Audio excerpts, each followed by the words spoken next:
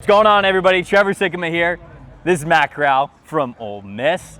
Matt, you're out here, quarterback retreat, getting to teach some kids some things or two about the quarterback position. How you feeling, man? How's this week been? Man, I'm feeling good. It's been a fun weekend just to be around everybody, have the guys back again that we, went through the whole process, the recruiting process with, and now we're all at the collegiate level. It's always a good time here. Did you get to know a lot of these guys, like even before this week? Yeah, I mean, I knew a lot of the guys coming in just from high school, freshman year of high school, just going to camps, camps, and the relationships going along within that process, man, it's like a bond like no other. You guys may not talk every day, but you guys link up the next time, and it's like you guys never left. Social media's got to make it like a little bit easier, right? I mean, you can follow these guys, you can keep up with them a little bit. Definitely.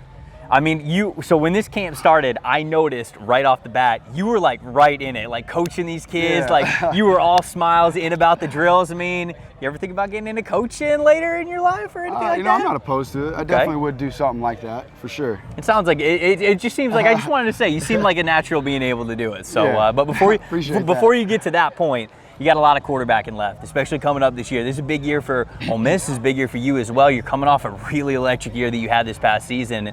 I just want to kind of ask you about the journey you've been on as a quarterback. When you get to Ole Miss and now you're at this point, you've been through a lot of different changes. How have you seen yourself grow as a quarterback over the last couple of years? Over the last couple of years, really, I've been taking my big steps in leadership. I've always been that type of, lead by example. Okay, that was always easy for me, but how can I affect more people, right? That's what I keep asking myself. And there's a thing Kiffin always talks about, servant leadership. Don't tell them what to do, just do it, and then explain to them why you're doing it, and explain like how you feel, so we have that transparency with each other to build that camaraderie. And usually that camaraderie is with championship teams. Sure, of course. And it's just being able to build much more than football. Yeah. So it's been ever since the Black Lives Matter.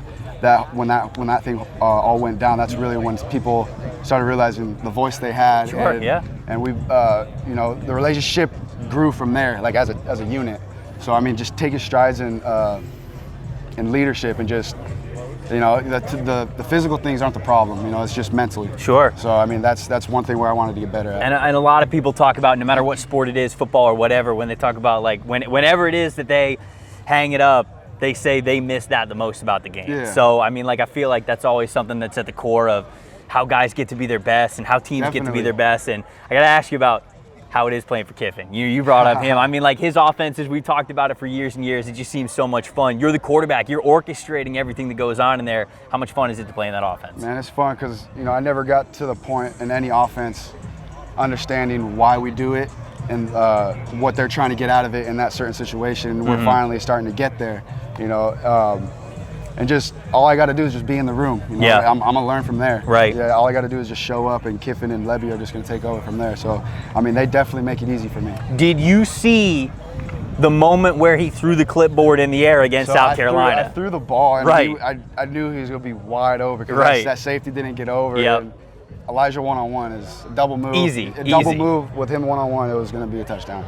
And after I threw it, I'm looking at the ball midair, and you're definitely not supposed to be doing that, but I did because he was so wide open, and I see this white thing fly up, and I wasn't quite sure what it was. And then I get to the sideline, everyone's like, "Did you see Kiffin throw his clipboard?" Like there was play calls in there, we had to retrieve it. He said, because somebody had to go in the stands, right? They had to go up and get it. Yeah, that was funny. It was definitely funny. Yeah, what a great game. Well, it was a year unlike any other last year, and just how excited are you for things to hopefully get a little bit back to normal, where you get, you go to an SEC school and football is king in the SEC. There's so many people that are packing stadiums and everything. How excited are you for to see the fans back in there and get that energy back for this upcoming year? It's definitely going to be big, considering the year that we came off of, and just having that, keeping that momentum going into the next season, and just everything opening up, having the Grove back. It's definitely going to be electric for sure. Now you undoubtedly have the best hair of anybody that's out here on the field, and I gotta ask, because I've been told you're a little particular with the barber. You're particular with like anybody who touches your hair, right? Yeah, I mean,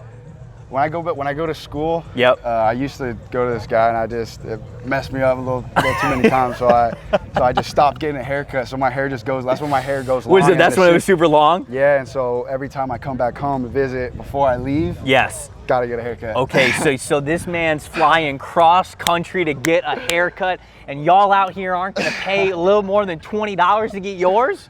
This is the commitment we need. I do pay like $15 for the haircut, but I gotta drive like two. I gotta drive like 2 hours to Long Beach.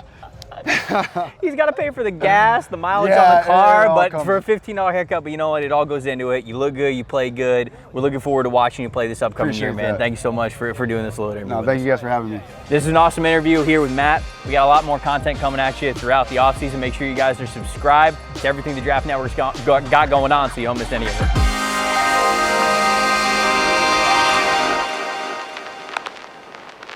I mean, I'm sitting next to the hair god over here. Huh? Who has the better hair? It's not me right now.